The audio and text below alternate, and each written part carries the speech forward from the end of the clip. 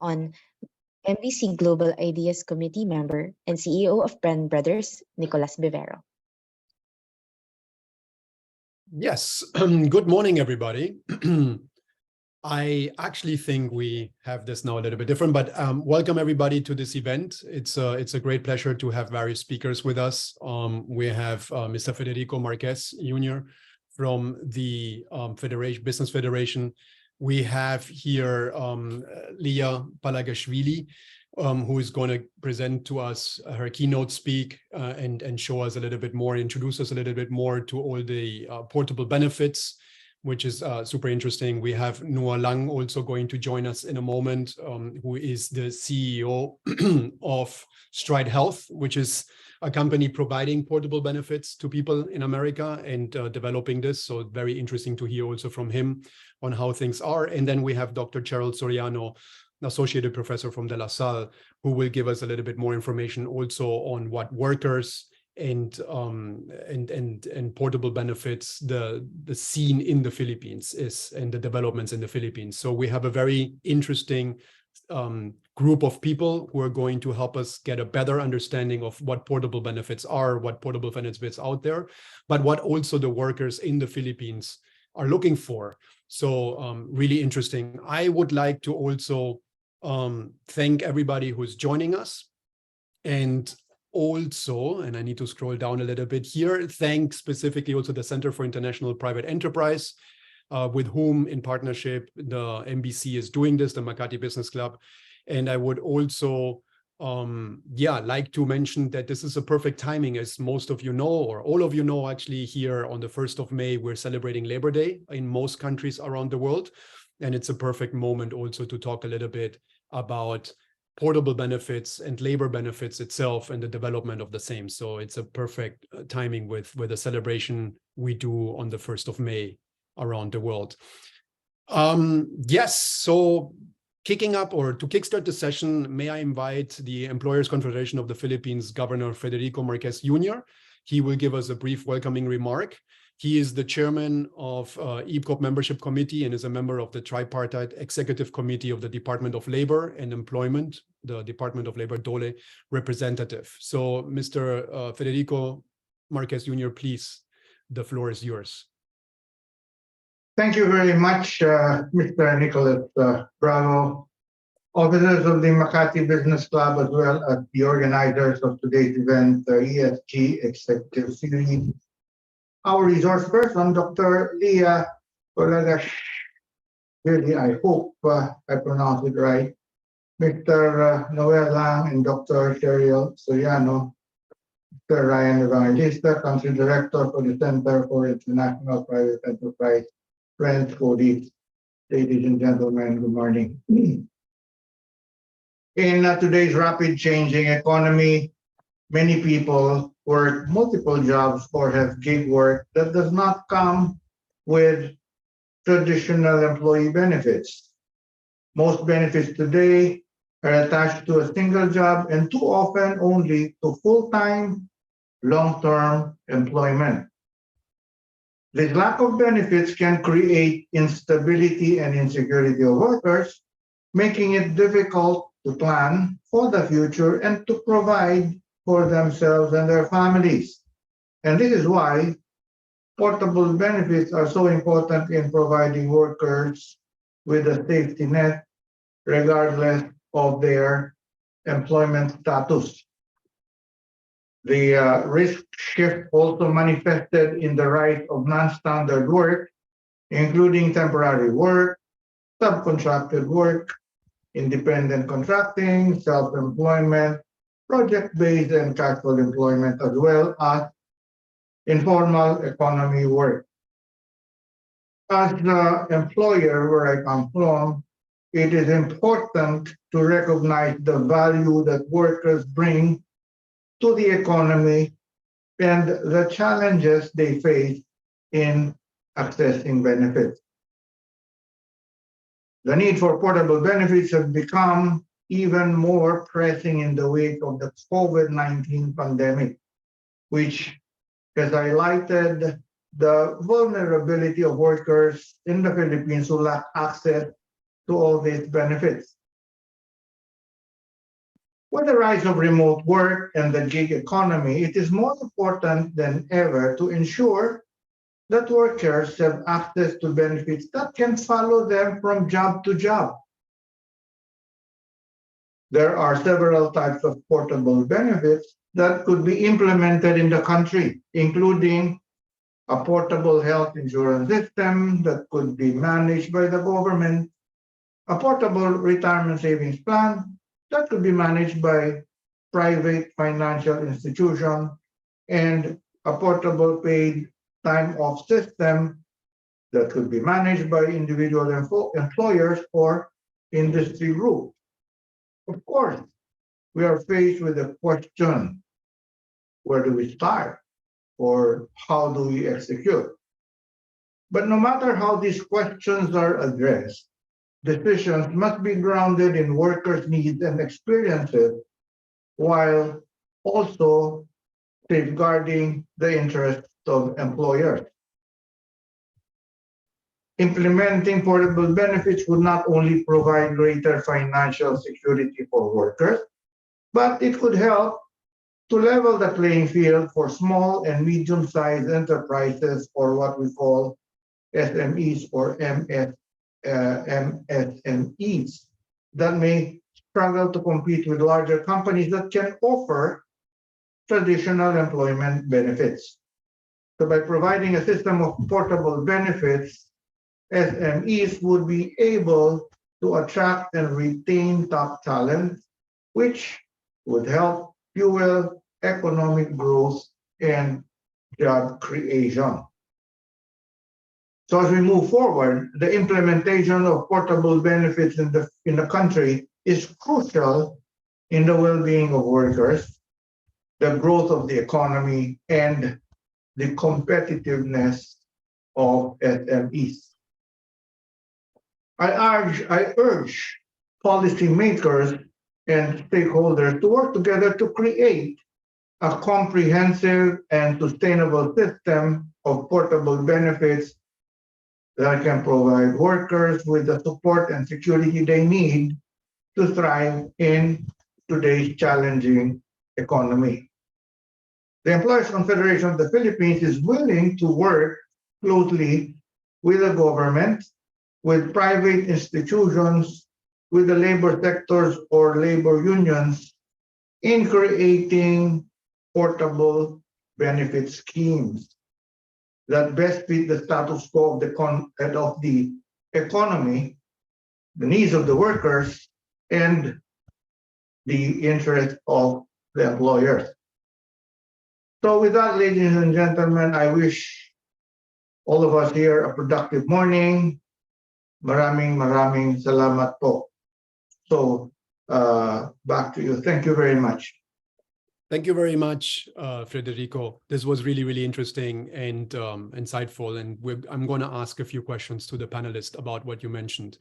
I just want to mention before we turn over to Leah, this event has been brought to you also by the Employees Confederation of the Philippines and the Philippine Chamber of Commerce and Industry. So we want to thank them also for their support and help. And today's discussion, as mentioned already, will flesh out what are portable benefits and allow you, all our listeners and participants, to understand this better and to also ask us questions so that the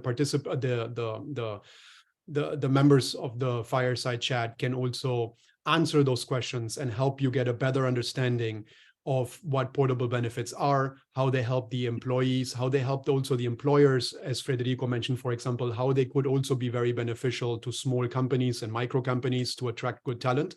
So this is a very interesting and something very exciting. So with that, I want to pass on to our keynote speaker, Leah Palagashvili, and we will follow that with a fireside chat. Leah, please, this is now with you. Thank you.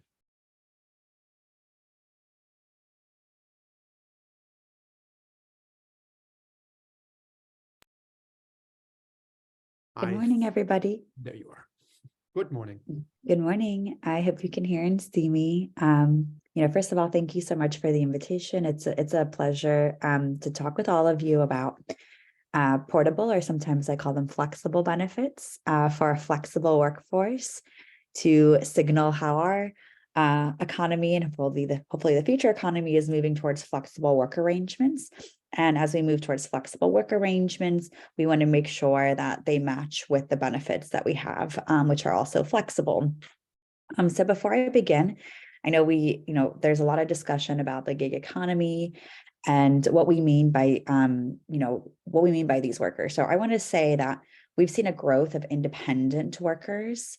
And this has brought in the importance of looking at things like portable and flexible benefits. Now, the number one question I receive when I do this presentation is, when I talk about my research, which is just mostly focused on the independent workforce and the changing nature of work, is what do you mean by independent workers? Who are gig workers?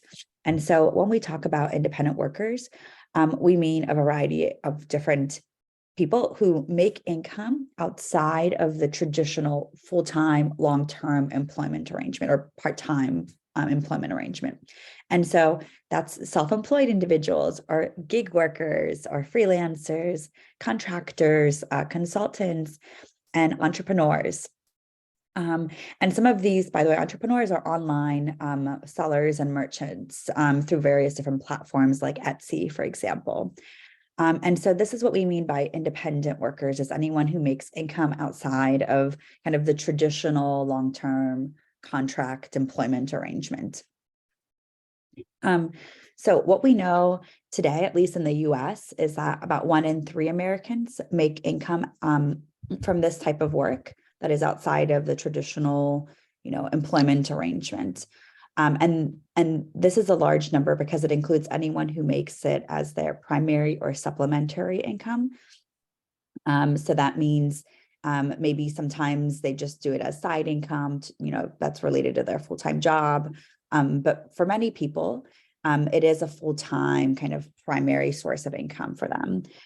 Today we have about 40% of the US labor force that's engaging in this type of work. Again, the reason it's so large is because we're including anyone who makes any income from this arrangement. So even if it's just supplementary income. And so we have actually seen a growth in the independent workforce since 2001, and it has grown faster than employment itself. And what we're seeing is that flexibility is a primary motivator for workers engaging in this type of work. And in fact, in surveys, we actually see that post-COVID, when some workers got the flexible experience, some workers working from home and so forth during the pandemic, that they demanded that type of flexibility even more post-pandemic. And so when their, offices or companies have asked them to come back to work, they might have looked for other jobs or left the kind of traditional employment workforce in general and became freelancers. And so there was a growth in freelancing post-pandemic as well. And in surveys, when we've looked at them post-pandemic, it's, I'm looking for more flexible work arrangements. I'm looking for more flexible work arrangements. So that is coming up a lot. Now, what are the factors that are leading to independent workforce growth? So I focused a little bit on technology. And so what we do as an economist, what we talk about here is how technological changes are reducing what we call transaction costs and allowing for greater peer-to-peer exchanges, and also making it easier for workers to contract with firms. So happy to talk a little bit more about this in the Q&A for those interested, but there's a big factor of technology. Again, it's not just gig platforms being able to do this, it's just the vast ability of peer-to-peer platforms. So that, there's a graphic designer here in the US, there's some demand for it across the world. And so that graphic designer has a job that she's able to do because someone demands it, from across the world. That's being set up from these platforms to make the exchange pretty easy, right? So I trust that I will get paid. And so other things, like I mentioned, preferences and cultural changes. We're seeing greater value being placed on independence, creativity, and flexibility, and often over job stability. And so that's one of the survey questions that that's available to us looking at independent workers, is they explicitly say, I prefer job flexibility over job stability. Other factors like globalization, creating greater access to clients and workers from all over the world. And then obviously, in the US context, it's regulation. So the greater regulation on employment is increasing the value of companies, changing their business models and working more with independent workers and kind of more flexible labor supply is how we talk about it. Now, where does flexible or portable benefits come in?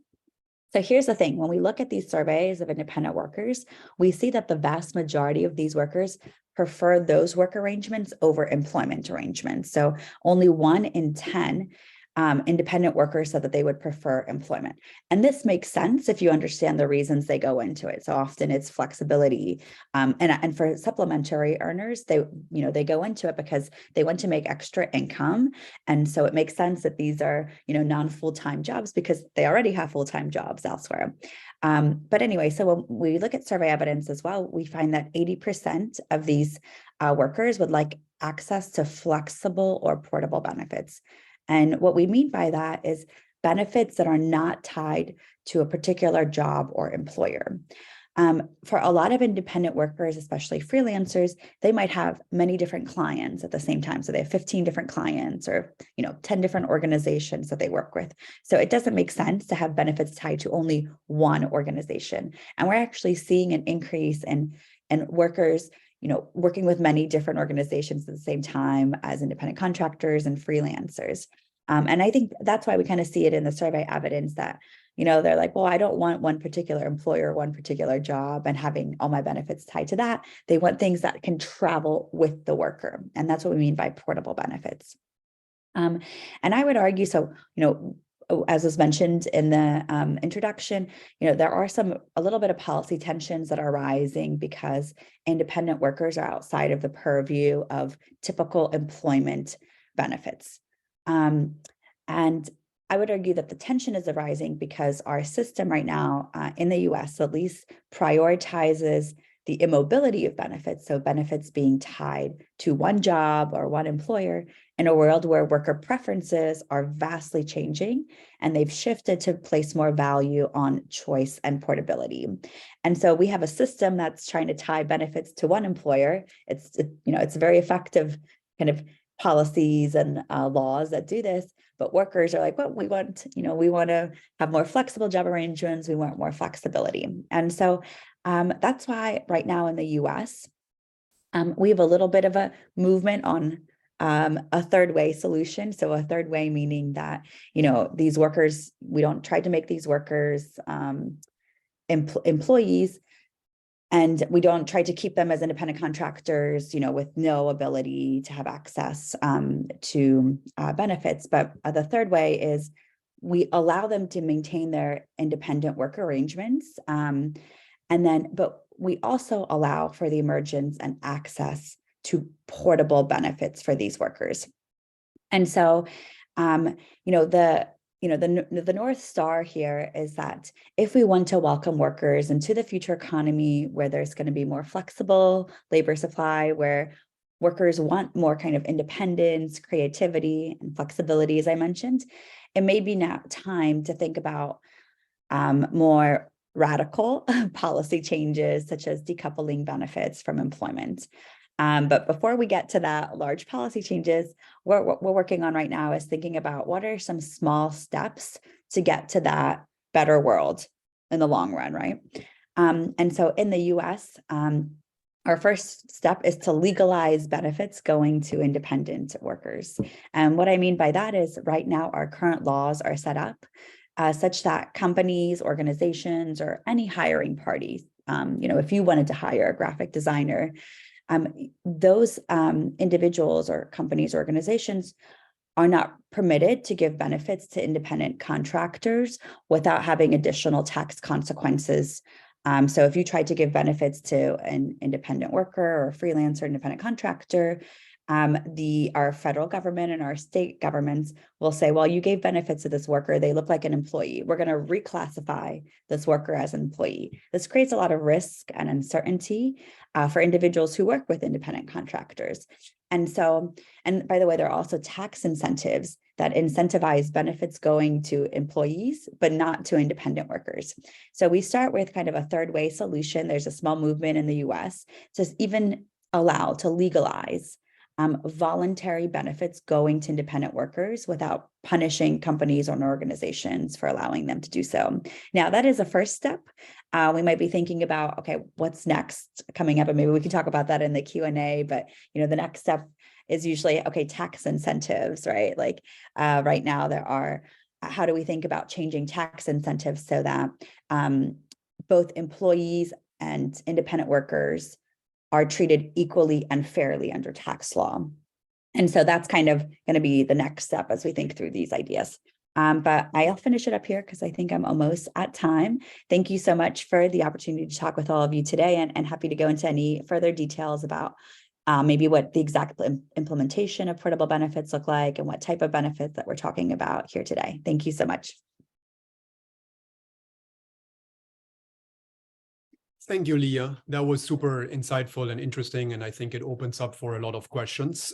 Before we go to the next phase of our fireside chat and I introduce our other participants there, I would like to remind everybody to please post their questions or any questions you might have. Please put them on the chat, and we will try to go through them and have our participants answer those questions as much as possible. So please, thank you. Please post them.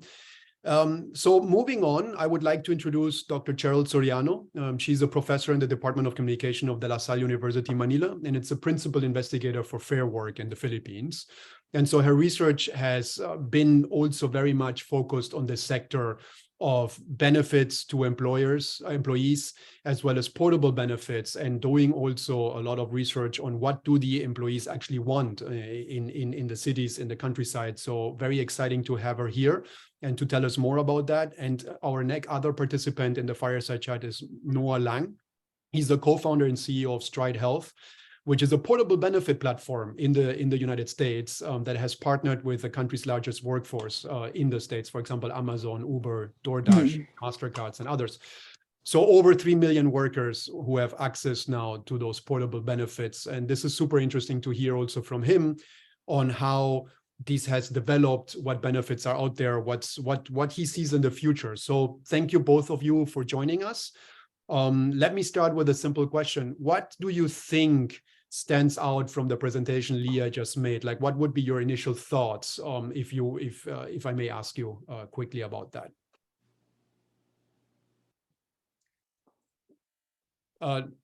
Dr. Soriano, why don't you start? All right.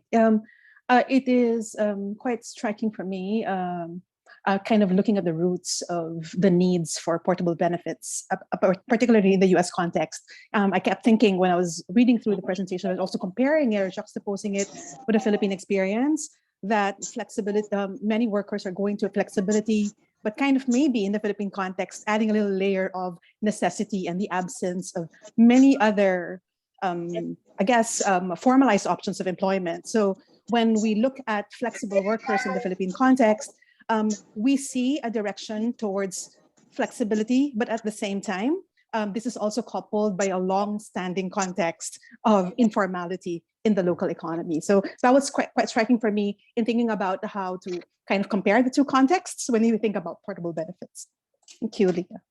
Interesting. Thank you for that. Noah, what about you? What is your take or overall view about portable benefits, and also maybe with your experience in the United States with the company you created? Sure. Thank you.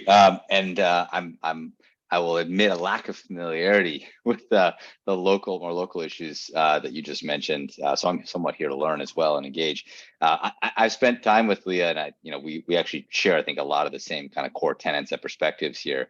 At a very high level, I think that this is an issue, flexibility, portability, that it creates job lock if we continue to implement a benefit system that's built around, you can call it traditional, but the way people used to work, at least in the United States, of having a 9-to-5 job and having a full-time employment arrangement that lasts for many years or many decades.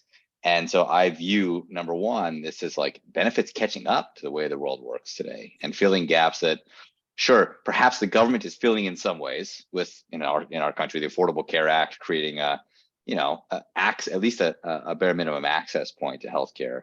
But there's a whole lot more infrastructure that needs to be built if we want to create job flexibility, we want to create work flexibility.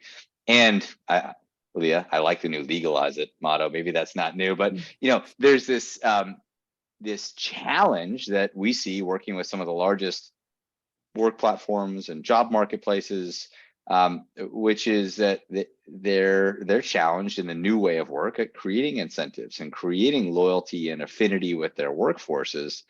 And I think we have to get policy out of the way. I think that's kind of what Leah's summary was, and that I think legalize it is very striking because it turns this challenge on its head, which has been how do we just get out of the way of innovation and still ensure there is a financial safety net, and these costs go somewhere, right? And someone's got to bear them. So I don't know if I'm directly answering your question, but I think that I'm a big supporter and proponent of decoupling classification. Are you a contractor? Are you a full-time employee? Are you a small business owner? I don't care. Let's get you access to benefits. And then two, I think about this as a broad-based shift. It should apply to all workers. It should be applied to part-time employees, small business owners, full-time employees. If we want to create an economy with flexibility and remove job lock and let people move from gig to gig, job to job, profession to profession without sacrificing their health or sacrificing their family's livelihood, we got to evolve the way we think about benefits, flexibility, and portability. Okay, well, thank you for that. Very interesting from both of you. So I think let me follow up with a question, which is also a question which was just posted. So let me start with you, Noah, from your perspective in the States, I guess. What are the benefits when you built up your company, when you were creating it? Was there a difference in the benefits the gig workers or freelancers were looking at initially and how you have added to that? And then I will ask the same question to Dr. Soriano about the Philippine benefits she sees are most in demand and what can be done there. But maybe, Noah, you can start a little bit. Sure. We started with kind of the fundamental financial safety needs, and the foundation of those is healthcare. And I started this company in the wake of the Affordable Care Act, which created a system where anyone and everyone can get equal access and fair pricing on health insurance, which is obviously going to it repairs the number one kind of financial insecurity issue in this country that creates bankruptcies, personal bankruptcies, is healthcare, and it opens up access to living a full life, right, and having access to the kind of care and quality care that you need. But the government created a system, but didn't create an experience, didn't create ease of use for people to navigate their way through it. And so that's where we started, is helping people get access to that existing system and maximize what we have is kind of tax credits that help you cover the cost of premiums. And we've matured that into a place where now employers can put money towards it and pay for a share of that same individual health insurance that you can then take from job to job. And maybe your next employer doesn't pay for it, and or maybe they do, or you lose your job and you can then supplement that previous employer subsidy with a government subsidy. It's a great example. I'm giving you broad strokes because it's really nuanced and detailed, but it's a great example of a benefit you can take from job to job without changing your doctor or your medical prescriptions, or even the way in which you pay for healthcare. And so that to us is foundational. And then you can kind of zoom out, and I just think about someone's paycheck in this country. In our country, I earn revenue effectively from my employer, and they divvy it up between healthcare and taxes and retirement and some other savings or maybe some perks over here. And that's kind of what's lacking for a lot of Americans who don't have a traditional job, now 60 million some odd Americans. And so the next thing we actually tackled might catch you by surprise. You might not think of it as a benefit, but it's taxes. Because in order to actually tackle healthcare effectively and tackle savings effectively, you got to actually figure out how much money people are making and optimize their taxes. And so we've kind of been creating all of these little nodes around healthcare, taxes, savings, to stitch it together, people's paychecks and their income streams, and make it easy to build a fundamental financial security net. And then there's interesting things that you run into. What's the difference? You asked me the question I haven't answered yet, which is the difference between a traditional employee and a gig worker. Well, gig workers, their cars are their business in app-based driving economy. So one of their benefits, and we partner with Allstate, is insuring the thing that generates their revenue. Right? How do I make sure that if I crash my car, I can get back to work the next day? If my tires are worn out, I can actually get new ones put back on. There's all these little micro things that are fundamentally different than a traditional kind of job with an employer benefit set. So I'll pause there. But in our country, that everything is stapled to a traditional paycheck. health benefits, the best retirement plans, even things like home ownership. The first thing you do to get a mortgage is show your pay stub. And so we look at this very holistically. Healthcare and savings are the two biggest fundamentals, in my opinion, here. But there's all these knock-on effects around financial security and financial access that I think are very worth considering. We're not going to solve all those, but collectively an ecosystem will. Thank you for that. Dr. Soriano, what about your research in the Philippines? I mean, I'm assuming that for a lot of people in the Philippines, gig and non-gig, those financial stability, also healthcare, are one of the main benefits everybody looks for. Yeah. Yes, certainly. And many workers who are drawn to the gig economy from our interviews turns out to be also workers from the informal economy. So some of them were contractual workers in groceries. Some of them were displaced migrant workers. Some of them were even beggars or a pedicab or in two-wheel public vehicle drivers in the country. So they were attracted to the gig economy with the imagination of little cost to get in, but also immediate and daily sustenance for their livelihoods. But in terms of the benefits that workers mentioned to us, so it's not formally articulated. No, the idea of portability or flexibility of benefits is not formally articulated, but it comes through the interviews. So workers, of course, in the on-demand or geographically tethered work, like ride-hailing and delivery, are exposed to very high levels of risk on an everyday basis, and also long hours of overwork. So workers would not stop working in a day until they meet what they envision to be the amount they need to be able to survive for the day. If that means they have to work for 15 hours, 17 hours, they will do that. Maybe they will rest a couple of days after, but sometimes we were also shocked about the amount of time they spend, which means that they are vulnerable to both short-term, like accidents, and then long-term risks to their body. So even though not all workers would be able to clearly articulate what they require, it points to the need for medical benefits and also in the short-term accident insurance. However, workers would also point out that accident insurance in the context of some platforms is on an active hour basis. So you get it if you are active, you have a gig. But if you're just coming, maybe you're very tired, after 15 hours, you're driving home. And some drivers I've interviewed have experienced this. They met an accident coming home.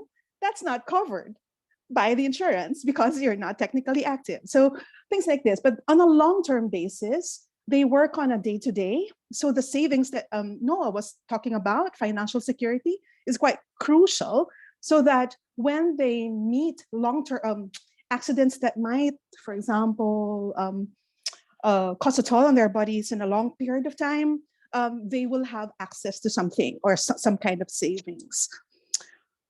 What am I seeing? The same for cloud workers, which was the subject of my research before we went to the on-demand work. What we notice is that cloud workers or freelancers are able to get some benefits, but they have to negotiate this on a client per client basis.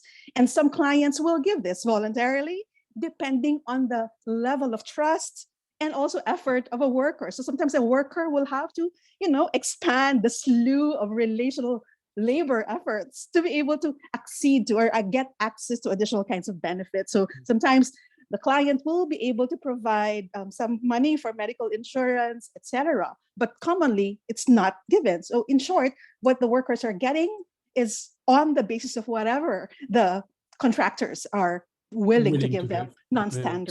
So the cloud worker becomes his own little HR and legal team and negotiator, which is very interesting. Leah, can I just? Sorry, go ahead. I was just gonna add, layer in there because I think you brought up some great points that I didn't articulate quite as clearly as you did. But I think that this there is an overlap with the W-2 traditional full worker. We see that almost 60-70% of the time in our work as well. But the gig worker is uniquely situated in like two challenges, both income volatility and expense volatility paired together. And so they're trying to cover that, and I think there's different benefits that can cover both of those challenges, but that's pretty unique. If you have a full-time job, at least you don't have income volatility, and the knock-on effect of expense volatility, it tends to be much lower. But here it's sometimes existential, right? And that's where different savings vehicles and other things are useful. And then as you pointed out, slices of coverage versus holistic coverage. Like I think it's country to country, even job to job, there's different slices of coverage you get, but no one's filling the whole pie. And when you've got those kind of risk profiles, and as you pointed out, chronic issues, we see back pain. Right? You sit in your car driving around. It happened to taxi drivers, but now there's a whole lot more taxi drivers, right? If you study taxi driver health, back pain, vision issues, right? There's fundamental things that you're challenged by. But I think I just want to kind of consolidate those points. The volatility issues here are so existential for the gig worker. Thank you for that, and for the addition. Leah, maybe for you a question. You mentioned legalization as the one big next step, which should be there so that people can have that flexibility of having portable benefits, move them around. And correct me if I'm wrong, but what I read in the news is, if anything, it's the opposite. It's a lot of countries and a lot of local jurisdictions pushing in the opposite direction, trying to delegalize gig workers and convert them into regular workers, kind of, at least by law. So what do you see there, and what are the different, I guess, push and pulls you see in your research happening in the world? Yeah, it's a great question. So unfortunately, people have got these two buckets in their heads, like you're either an employee or you're an independent contractor with no benefits. And this is, Noah and I have talked about this, is like, we got to break those buckets and say independent workers and employees should be put on equal footing. And just because someone chooses to be an independent worker doesn't mean we have to try to force them into, employment if they don't want to be.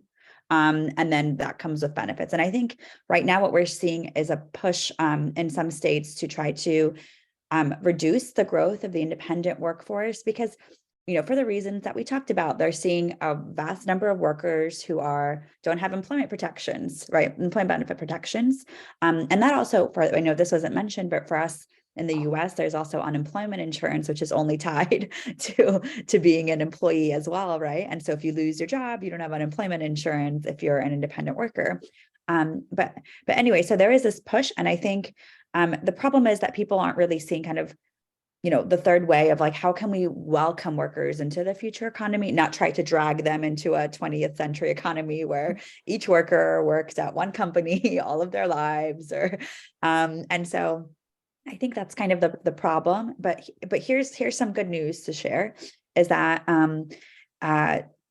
last month, the state of Utah became the first state in the country to actually very directly legalize benefits going to independent workers. So they wrote into their, they passed a law that said, if organizations or companies or hiring parties of independent contractors give benefits to those independent contractors, that can't be used against them in determining whether a worker is an employee or an independent contractor. And so it's a small step, right? It's one state, and we have to think about federal government kind of involvement as well. But it just to highlight that there's a small movement, hopefully other states will pick up. We've seen kind of interest from other parties on this as well. But the idea here, as I mentioned in my slides and Noah was saying, let's just legalize the concept of benefits going to independent contractors without additional tax consequences that deter companies from voluntarily providing benefits in the first place. And so, yeah, that's what I would say. Like, we are seeing some states and some contexts of trying to reclassify workers, but I think, and as my research has shown, is that these workers don't necessarily want to be employees. The vast majority of them don't. And so let's welcome them, right? They want to be in these, let's allow them to kind of grow in the work arrangements that they want to be in by following like a different set of policy proposals and policy solutions. And I would just add one more thing to what was discussed before. Just a data point is that there was a high profile survey that was done of self-employed individuals in the US, in Italy, and the UK. And to Noah's point, in the US, the top benefit that self-employed individuals wanted was healthcare coverage. And the interesting thing is you didn't see that in the UK because there's nationalized health, NHS, nationalized health insurance. I forgot the name. I used to live here too. So it's, and so that's the number one thing that we're seeing in the US, at least. So that answers directly to someone's question about what kind of healthcare benefits, what kind of benefits in the first place. And then the second point I just want to add is that, this sort of portable benefits especially for freelancers and independent workers who have multiple different clients can be set up in a way where customers and clients can contribute to a benefits funds as well. So let me just give you one hypothetical example. So Fiverr, which is a freelancer, or Upwork, a freelancer platform, you can set up, if this is allowed and legalized, a system where Fiverr contributes for each transaction, like let's say 2.5% transaction to, they contribute to benefits for healthcare or something else, maybe more general, any benefits fund, but they can also allow customers through their platform to contribute to benefits. And Dr. Serrano, to your point, that might allow a more seamless transaction between clients giving benefits to freelancers as well, rather than having maybe to negotiate, or maybe it's already set up in the platform that way. So I think the possibilities are vast, right? It's just kind of, let's open up the access. So it is, to Noah's point, policy is standing in the way of innovation, in this case, innovation for flexible benefits. Yeah, and to add a couple of data points on the where people want to be. And I mean, 2/3 of all the members we work with are doing more than one job. Oftentimes they're doing 2 or 3. And so putting them in a box and saying you're an employee here really restricts their mobility. And then 70% have no plans to stop working in this way. But the trend is interesting.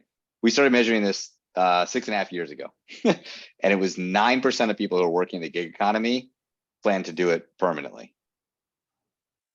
2 years ago, it was 58%. Now it's 70%. So this is becoming a way of life, and like there's no going back.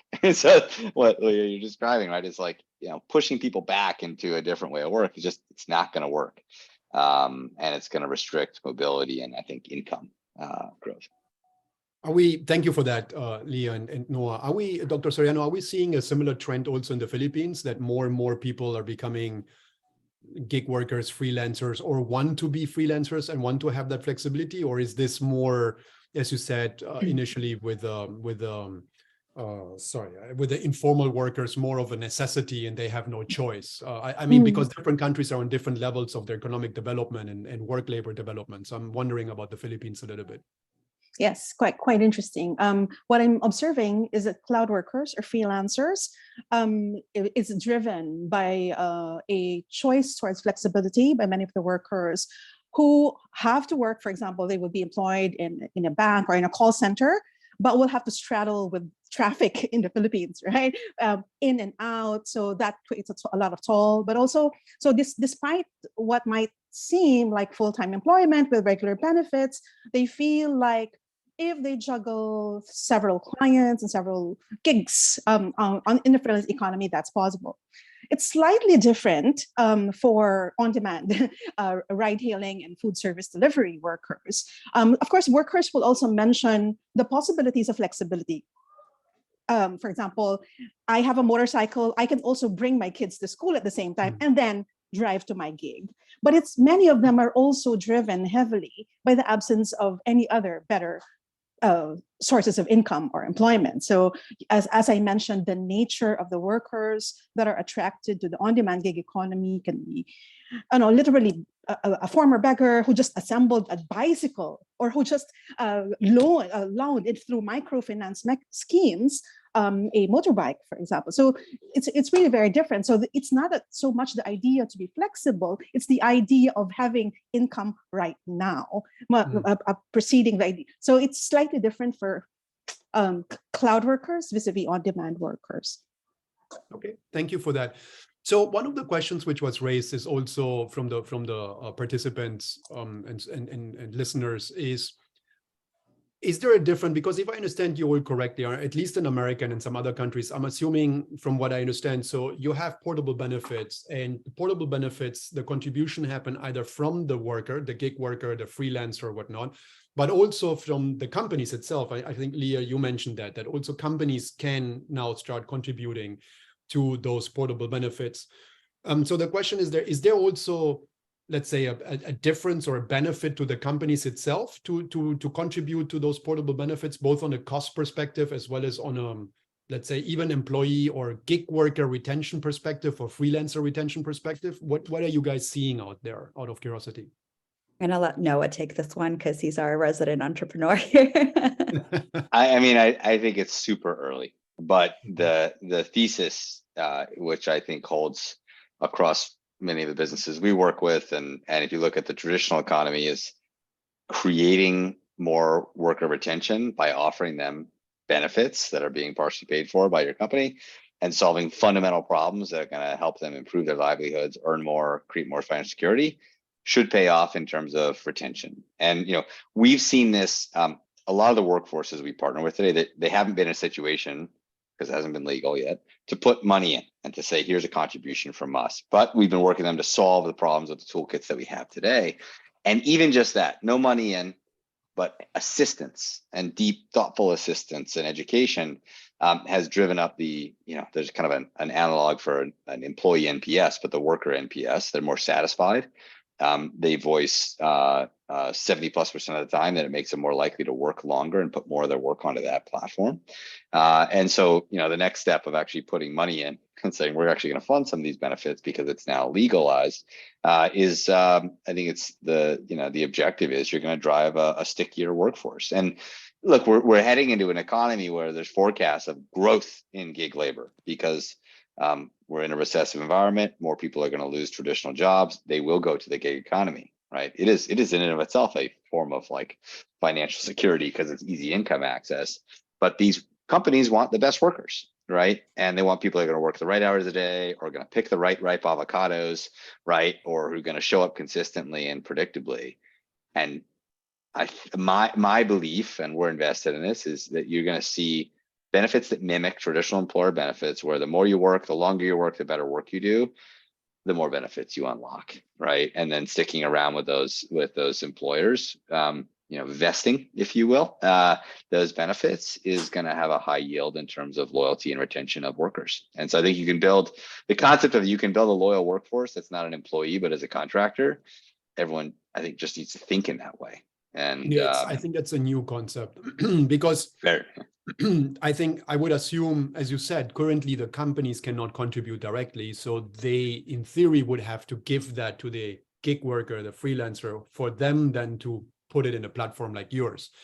But I would assume, and please, all three of you, correct me if I'm wrong, some companies actually choose to work, let's say, with freelancers or gig workers because it's perceived to be cheaper, because they don't have to pay the mandatory benefits. Is that, how do you guys see that? I mean, also in the Philippines, but outside of the Philippines, because I'm assuming it's also very different country to country. Yeah, I know. I think there's certainly at times where it's cheaper, but I think it also, the company reason is oftentimes the same as the workers, which is flexibility, right? I don't know if this is a full-time job, or we need people to flex in and out of this. And so we're going to go build a more flexible workforce that's contractors.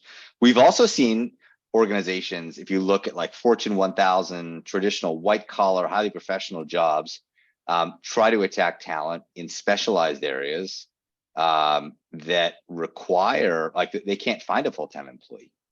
And we've seen this of, like, I don't know, I can think of one very large investment firm that we've partnered with who needs data scientists and needs AI talent that they can't go hire. And so they're actually trying to get specialized talent on a contract basis, and they want them sticky, they want them retained, and they're not going to be an employee. So I think you have a spectrum of cost savings, true flexibility, or on the other hand, just access to talent that you can't otherwise get unless you're recruiting them as on a contract basis.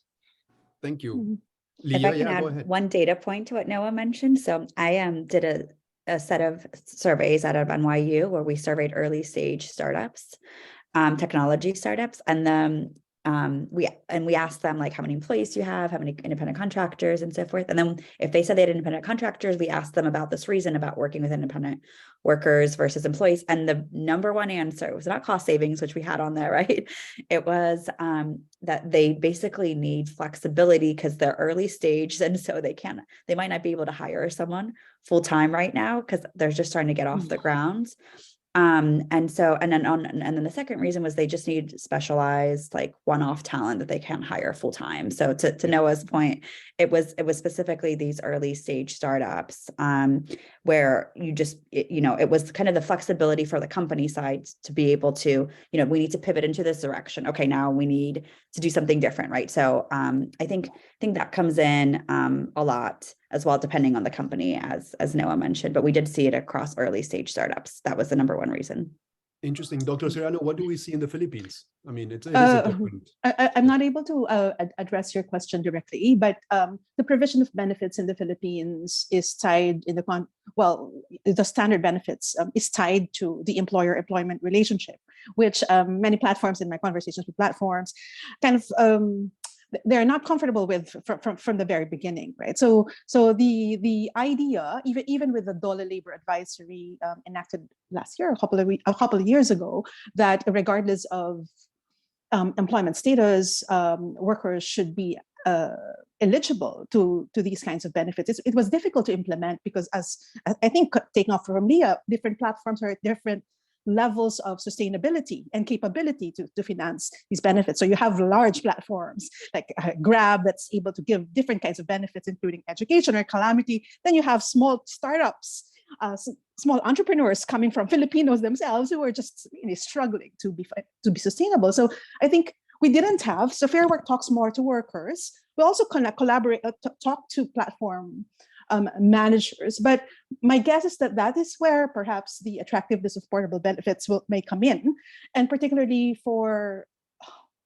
in the consideration that different platforms have different capacities, and this might encourage them to take greater consideration of worker benefits and worker welfare within the realm of what they will be able to accede to and provide. Thank you for that. I personally could continue to talk about this for another hour, so super interesting. Unfortunately, we're running out of time, so I'm being advised that I need to wrap this up. So thank you so much to all of you for your feedback, your ideas, your knowledge, your research. It's been super, super interesting. I hope that we were able to answer the couple of questions which came from the listeners. But thanks everybody for joining. It has been great to hear about this. I think maybe MBC can make a follow-up session about this. At least I would love to hear more. I would like to invite everybody for a quick photo op of all of you who participated. So if you could all then have your camera on so we can take some pictures. I'm not the one doing the pictures, so Eunice, I think, or Jessie. Yes. Yeah. I will be handling the pictures and Perfect. also with the help of Defa. Okay. All right, everyone, please open your cameras. Thank you. I hope we'll give it a second. All right. No more cameras. All right, okay. Okay, there are still a few more cameras opening up. Okay. All right, alrighty. Okay, I'll be taking it. 3, 2, 1. Okay, one more. Next page. 3, 2, 1. Thank you, everyone. Thank you for that. I would also like to remind everybody and all our listeners to please fill up the questionnaire we will put in the chat box. So to let us know what you thought about the event, how it went, any other additional questions you might have, so that we can also go back to the participants and ask them, to the speakers, and ideally answer them. And yeah, let me turn over to Jessie. Jessie, for your brief closing remarks, please. Thank you so much, Nico. Hello, everyone. So as we come close to this webinar, I'm very grateful for the opportunity to learn more about portable benefits and its potential to address the challenges faced by the growing number of non-regular workers. Today, we have learned about the challenges that workers in the informal sector face and how portable benefits can help address these issues. We have also discussed the importance of bringing government, businesses, workers, and civil society together to discuss workers' access to fair and equitable benefits. The insights shared by our distinguished speakers have been very informative, and the insightful discussion showed us the possible solutions to create a more equitable future. And actually, one thing that strikes me the most is the growing need to decouple employment status from access to benefits. Portable benefits is a new idea that holds hope for many Filipino workers, and this webinar has shown us that it has worked for other countries and how it could possibly work for us, and why it is needed by millions of non-regular Filipino workers. Apart from benefiting individual workers, this innovative model could also improve labor mobility, an important factor to economic and technological growth. Portable benefits also allow companies to attract and retain talent without necessarily having an employer-employee relationships. Of course, I want to give special thanks to our speakers and our MC for sharing their expertise and experiences today with us. Your insights have provided valuable perspectives on this topic and will help inform our work moving forward. I want to express my gratitude to everyone who participated in this event, including our experts from the academe, Dr. Leah and Dr. Cheryl, for sharing their experiences in labor economics and workers' benefits. And I would like to also thank our colleagues from the private sector, Mr. Federico Marquez, Mr. Noah Lang, and Mr. Nico Vivero, for supporting fair and equitable benefits for workers. Finally, allow me to extend this gratitude to our diverse group of attendees from different industries and backgrounds today. In the spirit of Labor Day, I want to reiterate MBC's commitment to promoting a competitive workforce, which hinges on policies that support workers' benefits and well-being. We believe that all workers, regardless of employment status, deserve access to essential benefits such as healthcare and retirement pension, and we will continue to work towards this goal. MBC is set to publish a paper on portable benefits for Filipino workers this year, as we gather insights of different sectors about this topic. Thank you all again for your participation in this webinar, and we look forward in continuing this important conversation with you. Thanks, Jesse. Great remarks. Great closing remarks. I want to thank one more time Federico, Dr. Soriano, Leah, and Noah for your time. It was great having you here. Leah, also thank you very much for making time at 2:30 in the morning. That's particularly exceptionally effort. Thank you for that. And thanks everybody for listening. Thanks everybody for joining. Hope it was informative, and have a great morning and a great weekend, specifically with Labor Day coming up. Thank you very much.